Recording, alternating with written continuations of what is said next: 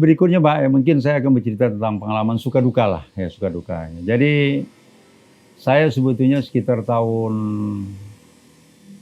88 Pak ya. Ya mungkin karena kesibukan kerja ya, sehingga waktu itu saya juga mendapat musibah ya, arti mendapat musibah begini Pak. Saya sakit Pak, saya sakit ya. Jadi menurut dari keterangan dokter, konsultasi dokter ya, bahwasanya dia bilang saya itu sudah apa yang paling cocoknya stres ya, atau malahan katanya bisa depresi kan begitu.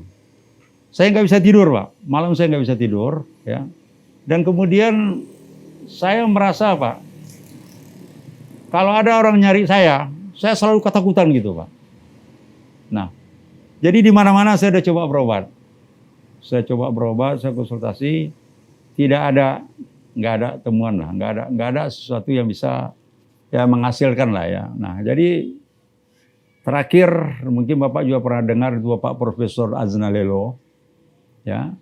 Jadi waktu itu saya konsul dengan beliau, nah, dan kebetulan beliau menawarkan saya untuk ikut perguruan Prana Sakti Pak, perguruan senam pernapasan. Nah, jadi waktu itu Pak Aznalelo sampaikan dengan saya, dia bilang, urusan mati itu urusan Tuhan gitu. Ya, jadi penyakit kamu ini nggak usah kau pikirkan kan begitu. Nah kemudian kalau kamu punya masalah gitu, nggak usah kau pikirkan kali masalah itu kan begitu. Ya.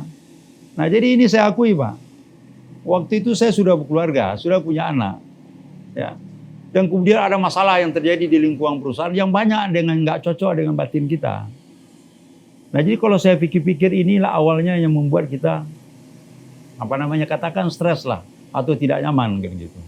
Nah, jadi setelah saya berobat dengan Pak Dr. Aznalelo, ya singkat cerita, kebetulan kami juga dokter perusahaan.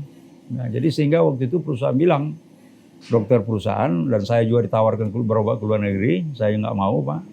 Jadi dia bilang begini, kamu kalau punya rezeki kamu nih haji aja. Ini yang bilang tuh bukan orang Muslim nih Pak. Ini agak lucu juga ceritanya nih, bukan orang Muslim. Tapi kalau sudah pulang Bapak naik haji nanti Bapak juga nggak sehat, berarti Bapak berhenti aja dari situ katanya gitu.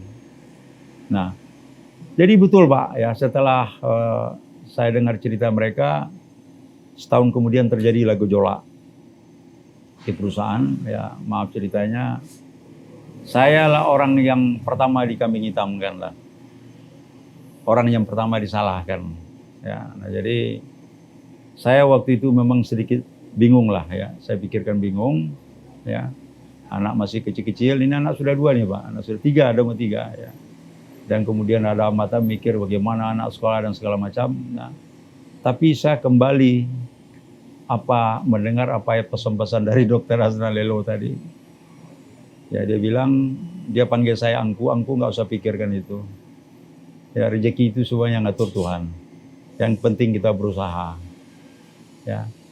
Nah jadi teringat waktu itu Pak, mungkin pernah dengar itu ada sinetron Sengsara Mbak Nikmat. Saya memberanikan diri keluar dari perusahaan, ya. Ya dengan modal tanpa apa-apa Pak, ya saya memberanikan diri.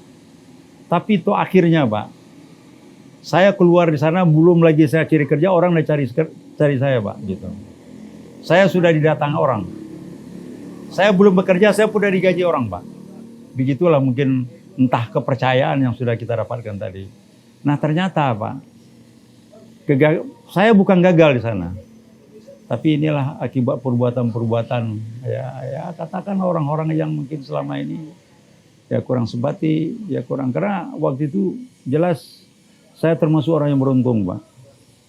Kenapa sih bilang beruntung? Dengan keberhasilan saya duduk sebagai pimpinan sana itu sudah luar biasa. Ya, sudah luar biasa posisi yang saya pegang. Nah akhirnya Pak, singkat cerita, setelah saya kembali ke Medan, saya bekerja di suatu perusahaan lagi. Malahan tadi orang-orang yang yang tidak senang sama kita itu semua nyari-nyari kita lagi Pak. Nah, jadi akhirnya saya anggap waktu itu inilah sengsara Mbak Nikmat itu Pak. Karena Sengsara Mawan waktu itu memang sinetron itu lagi sedang apa itu? Sedang populer. Ya. Jadi alhamdulillah Pak. Ya, jadi akhirnya saya merasa hidup nyaman, rezeki pun juga ya semakin berkembang lah. Kira-kira begitulah mungkin pengalaman suka duka kita ya di dalam menghadapi naik turun karir lah. Jadi istilah orang awam memang roda pedati Pak. Sekali ke atas sekali ke bawah itu biasa itu. Jadi sampai hari ini Pak alhamdulillah saya sampai hari ini Pak tetap berprinsip berprasangka baik sama orang lain Pak. Mau dibilang apapun saya sama orang terserah dia. Ya. Maaf cerita sakit hati semua, yang sakit kan hati dia, hati kita kan tak sakit gitu.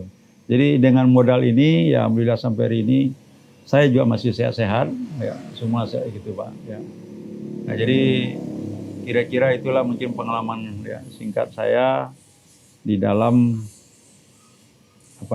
perjalanan ya karir kerja lah. Ya.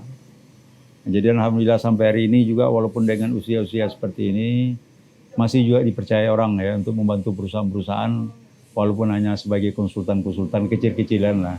Tapi yang pasti sekedar menambah uang pensiun masih bisa gitu.